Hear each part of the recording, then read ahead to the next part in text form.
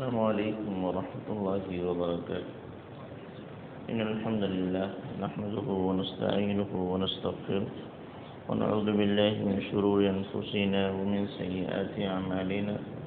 من يهده الله فلا مضل له ومن يضلله فلا هادي له، وأشهد أن لا إله إلا الله وحده لا شريك له، وأشهد أن محمدا عبده ورسوله. يا أيها الذين آمنوا اتقوا الله حق تقاته ولا تموتن إلا وأنتم مسلمون. يا أيها الناس اتقوا ربكم الذي خلقكم من نفس واحدة وخلق منها زوجها وبث منهما رجالا كثيرا ونساء، واتقوا الله الذي تساءلون به والأرحام إن الله كان عليكم رقيبا. يا أيها الذين آمنوا اتقوا الله وقولوا قولا سديدا يصلح لكم أعمالكم ويغفر لكم ذنوبكم، ومن يطع الله ورسوله فقد فاز فوزا عظيما. أما بعد، فأعوذ بالله من الشيطان الرجيم. بسم الله الرحمن الرحيم. لقد نصركم الله في مواطن كثيرة ويوم حنين إذ أعجبتكم كثرتكم فلم تغن عنكم شيئا إلى آخره. رب اشرح لي صدري ويسر لي أمري واحلل عقدة من لساني يفقهوا قولي رب زدني علما آمين. حمد و ثنا، کبریائی، بڑائی، تعریف، توصیف اکیلے وحدہ لا شریک کے لیے. اللہ کی رحمتوں و برکتیں نازل ہوتے انبیاء کرام پر، خصوصاً آخری نبی، پیارے نبی جناب محمد رسول اللہ صلی اللہ علیہ وسلم پر، صحابہ کرام پر اور قیامت تک آنے والے مومنین. حضرات گرامی، جیسا کہ آپ نے سماعت فرمایا کہ درس کا عنوان ہے عمر بن الخطاب رضی اللہ تعالی عنہ مختلف غزوات ہیں. اس سے پہلے اس موضوع پر 3 دروس ہو چکے ہیں، اور غزوات میں آپ کا کیا کردار رہا، کیا کارنامے رہے، اور ان میں آپ کے ذریعہ سے ہم تک نصیحت کی کون سی بات پہنچی ہے، ان تمام چیزوں کا تذکرہ کیا گیا. آج بھی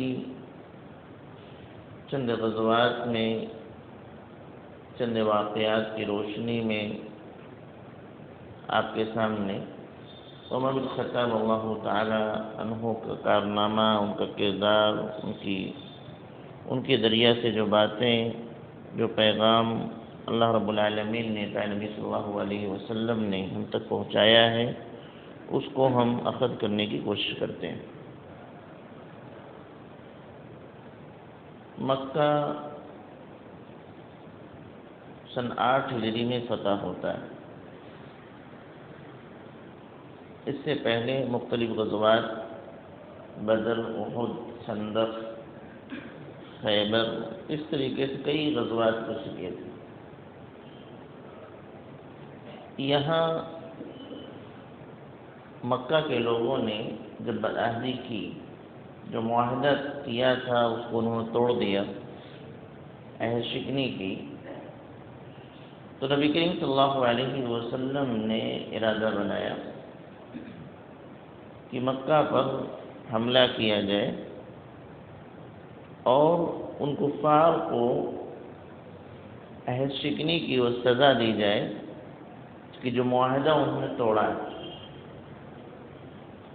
یہ خفیہ باتیں تھیں، راز کی باتیں تھیں، اور کسی بھی جنگ میں یہ اہم ہوتا ہے کہ جو پلاننگ ہے وہ دشمنوں تک نہ پہنچنے پائے. نبی کریم صلی اللہ علیہ وسلم مدینہ منورہ میں ہیں، تبھی اللہ رب العالمین نے آپ کو اطلاع دی ایک عورت ہے جو مدینہ سے خط لے کر کے مکہ جا رہی ہے، اور اس خط میں یہ تمام باتیں ہیں کہ نبی کریم صلی اللہ علیہ وسلم مکہ پر حملہ کرنے کا ارادہ رکھتے ہیں۔ نبی کریم صلی اللہ علیہ وسلم نے اس وحی کے بعد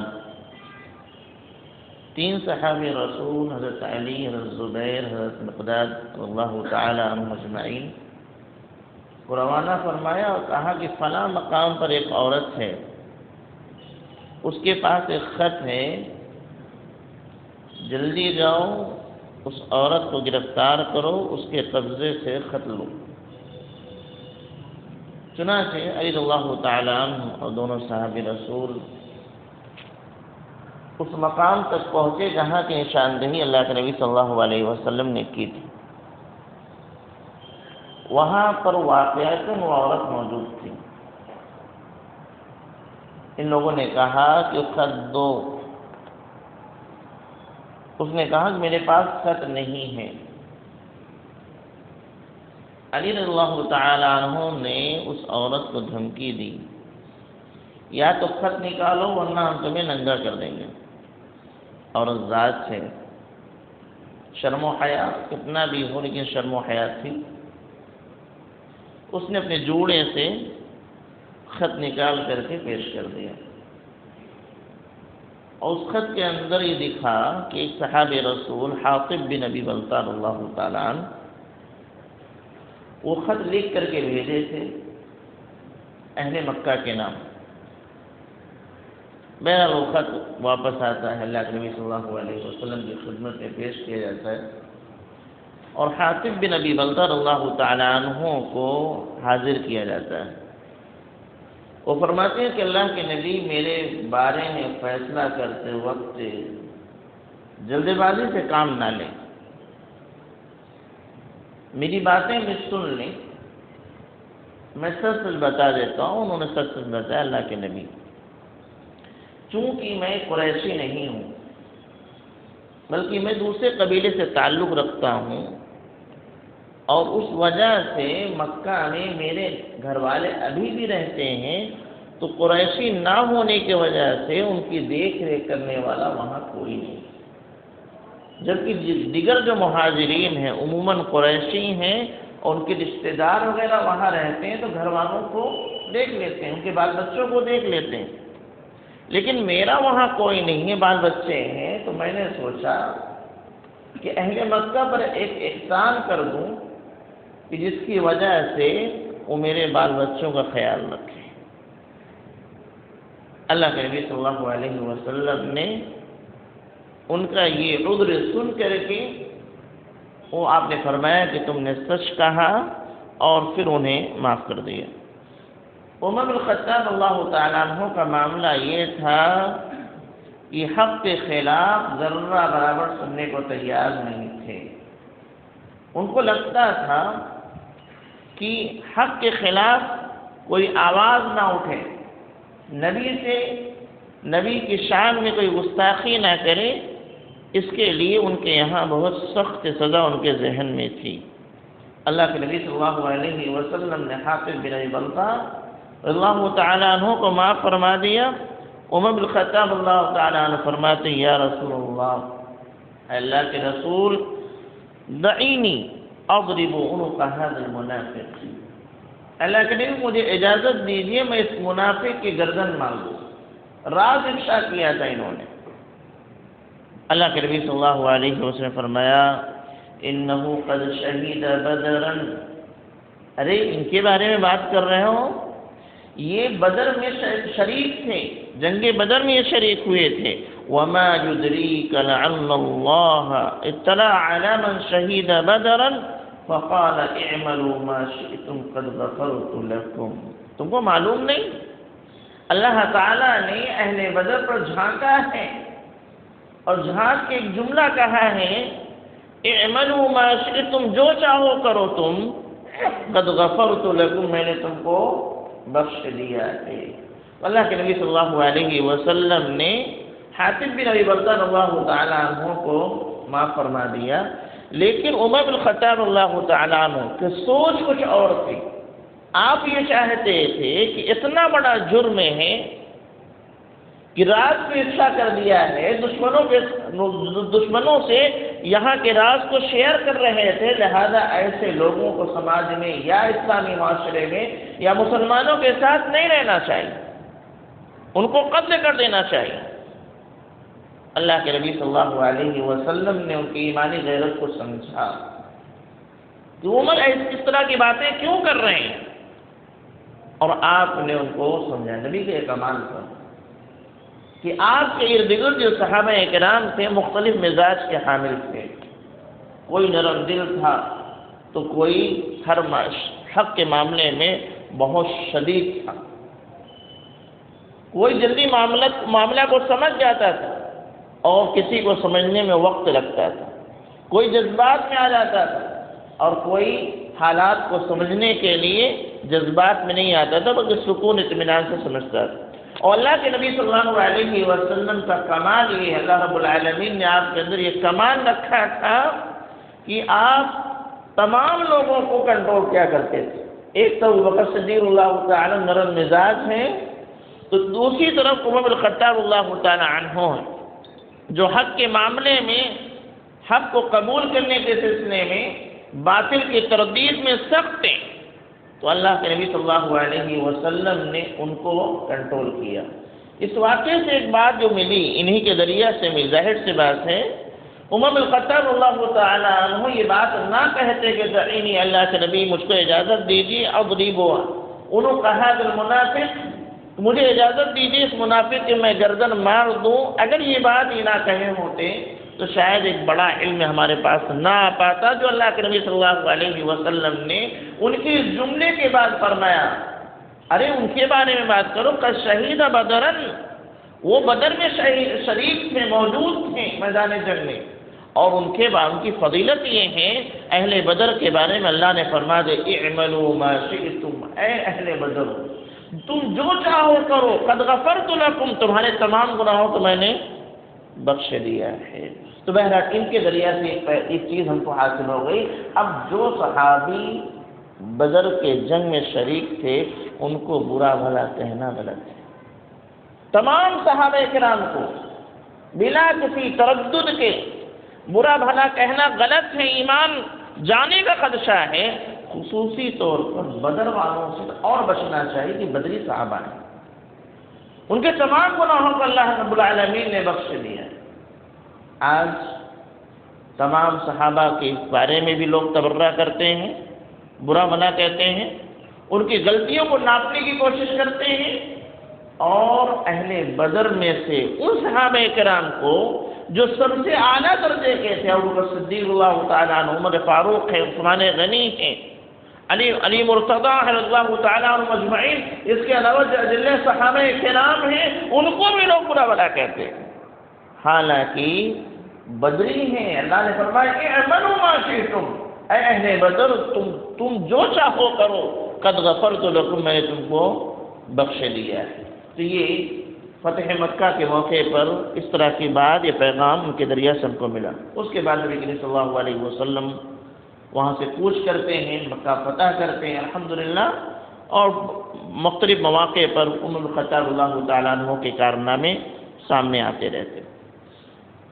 ایک اور موقع آیا جو حنین سے واپسی کا. مکہ فتح ہوا، فتح ہونے کے بعد وہیں پتہ چلا، وہاں سے چند میل کے فاصلے پر حنین ایک جگہ ہے، وادی، وہاں پتہ چلا کہ فلاں قبیلے اکٹھا ہو رہے ہیں اور پورے اپنی بیوی بچوں کے ساتھ وہ شریک ہوئے جنگ کے لیے اکٹھا ہو رہے تھے. وہ سوچ رہے تھے یہ ہمارا آخری معاملہ ہے، مریں گے یا جئیں. بیوی بچوں کو اس سے لائے تھے کہ تاکہ ان کی فکر نہ ستائے. چنانچہ اللہ کے نبی صلی اللہ علیہ وسلم حنین کا قصد کرتے ہیں. شروع میں مسلمانوں کو وہاں شکست کا سامنا کرنا پڑتا ہے، کیونکہ تعداد بھی زیادہ تھی، اسلحے بھی بہت تھے، مکہ فتح ہو چکا تھا، اور اس بنیاد پر اندازہ نہیں تھا کہ دشمن طاق میں بیٹھا ہے، اور وہ لوگ کیا چٹانوں میں چھپے ہوئے بیٹھے تھے. جیسے ہی گزرے تیروں کی بارش ہوئی اور مسلمانوں کے پاؤں کھڑ گئے، بھاگ کھڑے ہوئے۔ چند صحابہ کرام اللہ کے نبی صلی اللہ علیہ وسلم کے پاس تھے، ابوبکر صدیق تھے، عمر خطاب تھے، حضرت علی تھے، حضرت عباس تھے، وغیرہ وغیرہ، زیادہ صحابہ کرام میں بچے نہیں تھے، لیکن اس کے بعد پھر اللہ رب العالمین نے ان کے دلوں کو جما دیا، ثابت قدمی عنایت کرنے، وہ لوٹے پلٹے اور دوبارہ ان پر فتح کیا تو مال غنیمت ملا۔ نبی کریم صلی اللہ علیہ وسلم نے خوب جم کر کے تقسیم کیا، اور تقسیم کرتے وقت کچھ لوگوں کو اوروں کے مقابلے میں زیادہ نہیں، کوئی حکمت تھی، تالیف قلب، نئے نئے لوگ مسلمان ہوئے تھے مکہ کے، تو ان کو تھوڑا زیادہ دیا تاکہ ان کا دل اسلام کی طرف اور مائل ہو جائے۔ اگر مجبوری میں اسلام قبول کیے ہوں تو مجبوری سے ختم ہو جائے، دل سے اسلام قبول کر لیں۔ تو 100 اونٹ دے رہے، 100 اونٹ دے رہے۔ وہ کہتے بھی تھے کہ ارے محمد بہت عطا کرتے ہیں۔ یہ دیکھ کر کے ایک شخص کہتا ہے کہ انصاف کرو۔ اللہ کے نبی صلی اللہ علیہ وسلم کیا کہتا ہے کہ انصاف کیجیے۔ نبی کے بارے میں یہ جملہ کہ انصاف کیجیے، اللہ کے نبی صلی اللہ علیہ وسلم فرمایا بربادی ہو تمہارے۔ وَمَن يَعْدِلُ إِذَا لَمْ أَكُنْ عَادِلًا، اگر میں انصاف نہیں کروں گا تو کون انصاف کرے گا؟ لَقَدْ خِبْتُ وَخَسِرْتُ إِن لَّمْ أَكُنْ أَعْدِلُ، اگر میں انصاف نہ کروں تو میں نقصان اٹھانے والے میں سے ہوں گا، خسارہ اٹھانے والے میں سے ہوں گا۔ اللہ کے نبی صلی اللہ علیہ وسلم نے یہ سن کر اس کو جواب دے دیا کہ انصاف ہی ہو رہا ہے، میں نہیں انصاف کروں گا تو کون انصاف کرے گا؟ اللہ نے انصاف کرنے کے لیے ان کو بھیجا تھا۔ عمر بن خطاب اللہ عنہ فرماتے ہیں وہی جملہ، دعنی یا رسول اللہ، اللہ کے رسول مجھے اجازت دیجیے فاقتل هذا المنافق، میں اس منافق کو قتل کر دوں۔ نبی کے شان میں اتنی بڑی گستاخی کہ نبی کو کہہ رہے ہیں کہ انصاف کیجیے۔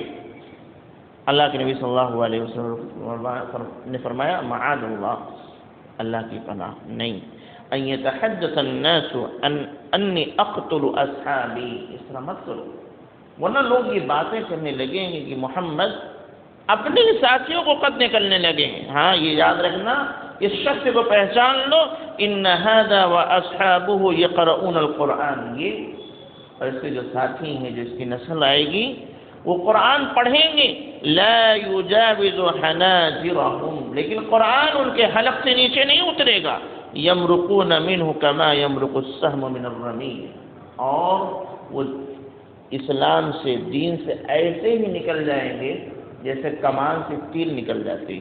اللہ کے نبی صلی اللہ علیہ وسلم نے اس شخص کے بارے میں فرمایا کہ ان هذا واصحابه، اور اس کے ساتھی، اس کی آنے والی نسل ایسی ہوگی کہ عبادت خوب کریں گے، قرآن خوب پڑھیں گے، لیکن لا یجاوز حناجرهم، قرآن ان کے حلق سے نیچے نہیں، یعنی دل میں نہیں اترے گا، اس کی تاثیر نہیں ہوگی، اس کے اثرات ان کے جسم پر نہیں ہوں گے، ان کے اعمال میں نہیں ہوں گے، اور وہ دین سے ایسے ہی نکل جاتے ہیں، نکل جائیں گے جس طریقے سے تیر کمان سے نکلتی ہے۔ تیر کمان سے نکلنے کے بعد کبھی واپس آئے گی؟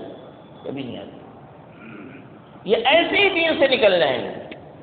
تو یہاں پر عمر خطاب اللہ تعالیٰ عنہ نے جملہ کیا فرمایا، دعنی یا رسول اللہ، اللہ کے نبی مجھے اجازت دیجیے کہ میں اس منافق کو قتل کر دوں۔ آپ کے شان میں اتنی خطرناک بات کہہ رہا ہے کہ جو ہے آپ انصاف کیجیے۔ اللہ کے نبی صلی اللہ علیہ وسلم نے منع فرمایا اور سبب ذکر کیا، معاذ اللہ، اللہ کی پناہ، میں یہ نہیں چاہتا کہ لوگ یہ گفتگو کرنے لگیں کہ محمد صلی اللہ علیہ وسلم اپنے ہی ساتھیوں کو قتل کرنے لگے۔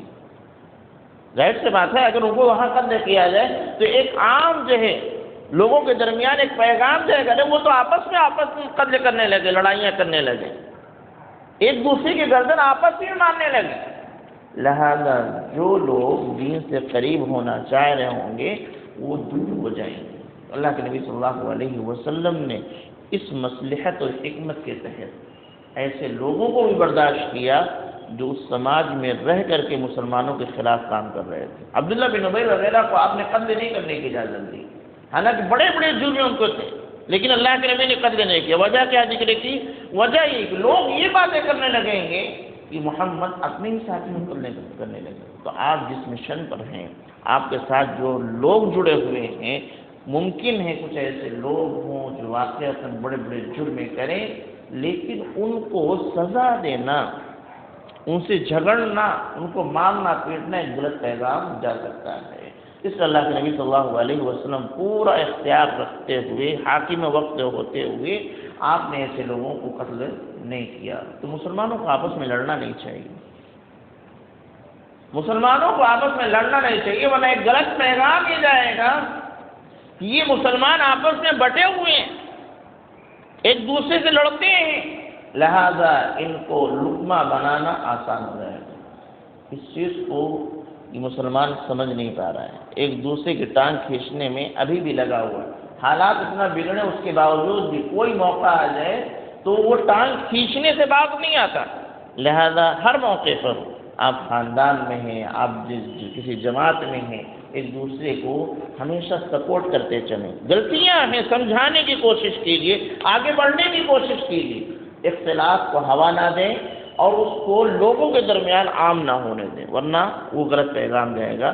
تو اللہ کے نبی صلی اللہ علیہ وسلم نے ایسے لوگوں کو بھی برداشت کیا. اور اس کے بعد جو آپ نے فرمایا کہ ان کو پہچانو، یہ اور ان کے گھر والے یا ان کی نسل، ان کے ساتھی ایسے ہوں گے، قرآن پڑھیں گے لیکن قرآن ان کے حلق سے نیچے نہیں اتر، تاثیر نہیں ہوگی واقعتاً، اور یہ دین سے ایسے نکل جائیں گے جس طریقے سے کمان سے تیر نکل جاتا ہے. یا واقعتاً آگے چل کر کے آپ نے کبھی ایک لفظ سنا ہوگا، خوارج. خوارج اسی سے بعد میں شیعہ بنے ہیں، فلاں بنے، فلاں بنے، فلاں بنے. یہ اسی کی نسل سے یہ آئندہ سلسلہ شروع ہوا. کب؟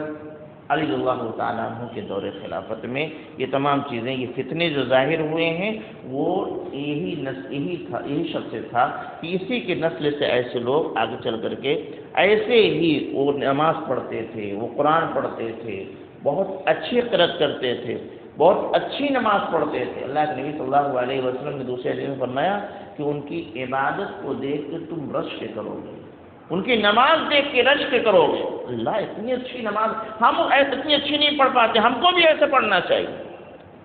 لیکن ان کا منہج صحیح نہیں ہوگا، ان کا عقیدہ صحیح نہیں ہوگا، خلفاء کے بارے میں، حکمراں کے بارے میں ان کا موقف درست نہیں ہوگا، اور وہ خروج اختیار کریں گے، وہ بغاوت کریں گے.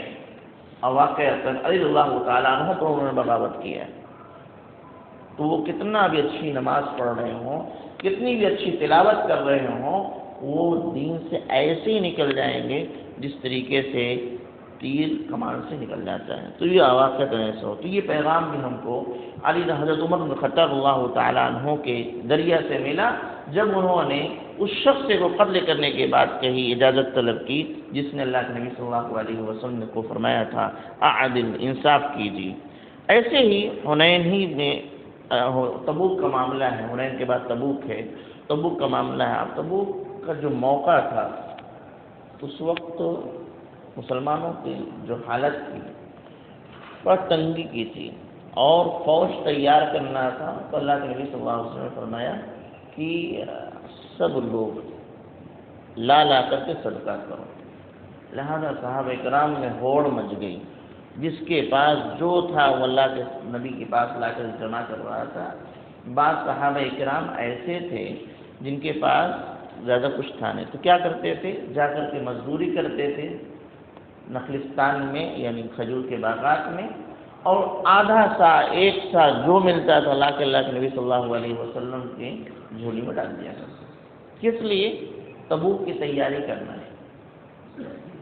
اللہ کے نبی صلی اللہ علیہ وسلم کے اس اعلان کے بعد کہ لوگوں صدقہ کرو تاکہ فوج تیار کی جا سکے. عمر بن خطاب اللہ تعالیٰ فرماتے ہیں کہ میرے دل میں آیا کہ آج میرے پاس جو مال ہے اس میں سے آدھا لے کے جاؤں گا، اور آج میں ابوبکر صدیق اللہ تعالیٰ عنہ سے صدقت کروں گا، ان سے آگے بڑھنے کی کوشش کروں گا اس نیکی میں. چنانچہ یہ آدھا مال لے کر کے آتے ہیں. اللہ کے نبی صلی اللہ علیہ وسلم پوچھتے ہیں ما ابقیت لأہلک، عمر اپنے گھر والوں کے لیے تم نے کیا چھوڑا ہے؟ فقال، قلت فرماتے ہیں میں نے کہا مثلہ، اللہ کے نبی اسی کے مثل، آدھا لایا ہوں آدھا چھوڑا ہوں۔ وَأَتَى ابو بکر رضی اللہ تعالی عنہ بِكُلِّ مَا عِندَهُ، اور ابو بکر صدیق رضی اللہ تعالی عنہ جو کچھ ان کے پاس تھا وہ سب لے کر کے چلے آئے۔ اللہ کے نبی نے ان سے پوچھا ما ابقیت لأہلک، ابو بکر اپنے گھر والوں کے لیے کیا چھوڑے ہو؟ تم کا جواب تھا ابقیت لهم اللہ ورسولہ، اللہ کے نبی میں نے ان کے لیے اللہ اور اس کے رسول کو چھوڑ دیا ہے کہ اللہ اس کے رسول کے سہارے رہو۔ تو اس سن کر کے عمر بن خطاب رضی اللہ عنہ فرماتے ہیں میں نے کہا لا اسابقک فی شیء ابدا، کہ میں کبھی بھی اور بکر صدیق اللہ تعالیٰ عنہ سے سبقت نہیں کر سکتا ہوں۔ یہ صحابہ کرام کے درمیان مسابقت، نیکی کے معاملے میں ایک دوسرے سے آگے بڑھنے کا جذبہ، مقابلہ، یہ نبی کریم صلی اللہ علیہ وسلم کے صحابہ کرام تھے۔ عمر بن الخطاب اللہ تعالیٰ آدھا لے کر کے چلے آئے، آدھا، اور اس بات ہوں صحابہ کرام کے پاس اتنا رہا بھی نہیں، وہ پہلے سے سب صدقہ کیا کرتے تھے، اب جو بچا اس میں سے آدھا لے کر کے چلے آئے۔ مقابلہ کیا تھا؟ اللہ کو راضی کرنے کے لیے آج ابو بکر سے آگے میں جاؤں گا، اور اس نے ان کے مقابلے میں ابو بکر صدیق پورا لے کر چلے آئے۔ یہ اتنا آسان نہیں ہوتا، یہ اتنا آسان نہیں ہوتا جتنا آسانی سے ہم سن رہے ہیں یا کہہ رہے ہیں، اتنا آسان نہیں ہوتا کہ اللہ کے راستے میں ایسے صدقہ کر دے چھپا چھپا کر، کسی کو پتہ بھی نہ چلے، ہے نا؟ نہیں پتہ، اتنا آسان نہیں۔ اگر ہمارے پاس 100 روپے ہیں اور ہمیں لگتا ہے کہ ہمارا گھر، بچے جو ہیں ان کو ہم اتنے میں نپٹا لیں گے، ان کی خوراک ہم اتنے میں دے پائیں گے، اور بقیہ پیسہ اللہ کے راستے میں صدقہ کر دیں، اور کل آنے والا ہے، کل کام کریں گے وہاں سے آنے والا ہے، اتنا بھی ہم سے نہیں ہوگا۔ سب میں اپنے آپ کو شامل کر کے بات کر رہا ہوں، کیونکہ اللہ کے راستے میں صدقہ کرنا، خرچ کرنا بظاہر کچھ دکھتا نہیں، یعنی اس کو نتیجہ دکھتا نہیں، اور کمال تو ہے مولانا لوگ یہ بولتے ہیں چھپا چھپا خرچ کرو، فوٹو بھی نہیں کھنچوا سکتے، بینر بھی نہیں لگوا سکتے، اسٹیج بھی نہیں سجا سکتے، حدیث سنا دیتے ہیں، لیکن ہاں اس کے اثرات ایسے ہیں، صدقہ کے اثرات ایسے ہیں کہ جو بظاہر دکھتے نہیں ہیں، لیکن صدقہ کرنے والے جو اللہ کی رضا کے لیے صدقہ کرتے ہیں وقتاً فوقتاً اپنی زندگی میں اس کو محسوس کرتے ہیں۔ یاد رکھیے، صدقہ کرنے والے کبھی بھوکے نہیں مرتے۔ آزمائش آ سکتے ہیں، آزمائش سب پر تو آتی ہے، جو نہیں صدقہ کرتے ان پر بھی آزمائش آتی ہے اور زیادہ آتی، اور صدقہ کرنے والوں پر بھی آزمائش آ سکتی ہے، لیکن اس بلا کو، اس مصیبت کو ٹالنے والا کون؟ اللہ تعالیٰ۔ صدقہ ہم لوگ کم کرتے ہیں، تو کوئی بیمار ہوا ایک دم آخری مومنٹ پر ایک بکرا ذبح کر دیتے ہیں، کہیں گے جان کے بدلے جان، جان کے بدلے جان۔ کسی کی طبیعت زیادہ خراب ہو گئی تو لاؤ جلدی صدقہ کرو، مدرسے میں بکرا بھیج دو، بولو آج ہی کاٹ دیں گے، تاکہ ادھر جان اس کی جائے، صدقہ ہو، اور ادھر اس کی جان واپس آ جائے۔ یہ اللہ سے سودے بازی ہے، یہ کیا ہے؟ بڑا آسان ہے، یہ کوئی مفہوم نہیں ہوتا، ایسا اللہ کے نبی صلی اللہ علیہ وسلم ثابت نہیں ہے کہ جان کے بدلے جان، کہ جان کا صدقہ ہے، جان بچانے کے لیے صدقہ کرنا، یہ اللہ کے نبی سے ثابت نہیں ہے۔ آپ صدقہ اپنی زندگی میں کرتے رہیے، بلائیں اللہ تعالیٰ ٹالتا رہے گا، لیکن میری یہ بلا ٹال جائے کہ اس لیے صدقہ کر رہا ہوں، یہ نہیں، یہ تو مقابلے والا ہو، یعنی اللہ کو راضی نہیں کرنا آپ کو، بلکہ مقصد یہ ہے کہ میرا یہ مصیبت ٹل جائے۔ اور صدقہ کیسے ہونا چاہیے؟ اللہ کو راضی کرنے کے لیے ہونا چاہیے۔ تو بہرحال ہماری زندگی میں وہ دکھتا ہے، اثرات اس کے ہمیں محسوس ہوتے ہیں کہ اللہ رب العالمین کس وجہ سے کون سی نیکی اللہ نے قبول کر لی کہ جس کے عوض یہ اللہ تعالیٰ نے ہم کو مصیبت سے بچا لیا، پریشانی سے بچا لیا، یا ہمارے کاروبار میں برکت دی، ایسی جگہ سے رزق دینے لگا جہاں سے امید ہی نہیں تھی۔ تو یہ صحابہ کرام ہم یہ پیغام دیتے کہ اس معاملے میں ہم پیچھے نہیں ہٹنا چاہیے۔ ایک معمول ہمارا ہونا چاہیے کہ روز آنا کچھ نہ کچھ اللہ کے راستے میں ہم صدقہ کریں۔ ہر شخص اپنی استطاعت کے اعتبار سے 10 روپیہ ہے تو 10 روپیہ کے لائق ہے تو اس کے لیے تیار ہو جائے، 50 والے 50 کے لیے، 100 والے، جس لائق اللہ تعالیٰ نے بنایا ہے اس کے لیے ہم کو تیار ہونا چاہیے کہ ہم کو صدقہ کرنا ہے۔ لیکن ہم سوچ رہے 10 روپے میں کیا ہونے والا ہے۔ دیکھیے ہماری نگاہ میں اس کے گھر کی اہمیت نہیں ہے، لوگوں کی نگاہ میں اس کی اہمیت نہیں، لیکن رب العالمین کے یہاں اس کی اہمیت ہے۔ یہ صحابہ اکرام نے میں نے ذکر کیا نا، یہ بیچارے جب گئے اور جو ہے کھجور کے باغات میں محنت و مزدوری کر کے آدھا سال لے کر کے آئے، اللہ کے نبی کے یہاں پیش کیا، تو منافقین ان کے بارے میں الذین یلمزون المتطوعین من المؤمنین فی الصدقات، وہ جو صدقہ کرتے تھے ان کا مذاق اڑاتے، ارے اللہ کے لیے ایک سا میں کیا ہونے والا ہے، آدھا سا میں کیا ہونے والا ہے، یعنی ان کے صدقے میں وہ اہم نکالا کر۔ کون منافق ہے؟ اور جو زیادہ خرچ کر دے تو کہتے ہیں ارے یہ دکھاوے سے کر رہا ہے، کم کرو تو مصیبت، زیادہ کرو تو مصیبت۔ تو انسانوں کو آپ راضی نہیں کر سکتے، اللہ کے یہاں مقدار تعداد کی اہمیت نہیں ہے، اللہ کے یہاں اس جذبے کی اہمیت ہے، کس جذبے کے ساتھ اللہ کی بارگاہ میں ہم پیش کر رہے ہیں۔ تو صحابہ کرام کا یہ معاملہ تھا، اس کو ہم نے کتنی بار سنا ہے، کتنی بار پڑھا ہے، تقریروں میں سنا ہے، عمل ہمارا کتنا ہے، اس پر ذرا توجہ دینے کی ضرورت ہے۔ اگر ہم اتنا ہی کرنے لگ جائیں کہ روزانہ کچھ نہ کچھ ہم صدقہ کریں تو انشاءاللہ یہ بھی ہمارے لیے بہت خیر کا باعث ہوگا۔ ایسے بہت سارے واقعات ہوں گے خطاب اللہ تعالیٰ عنہ کے، پھر انشاءاللہ کسی موقع پر الہی کے نسل ہم کی توفیق دے، ہمیں کتاب و سنت میں زندگی گزارنے والا بنائے، صحابہ کرام کے ان واقعات سے ہمیں عبرت و نصیحت حاصل کرنے والا بنا، اور اپنی زندگی میں اس سے حاصل ہونے والے پیغامات کو نافذ کرنے کی توفیق دے۔ آمین تقبل رب العالمین۔ السلام علیکم۔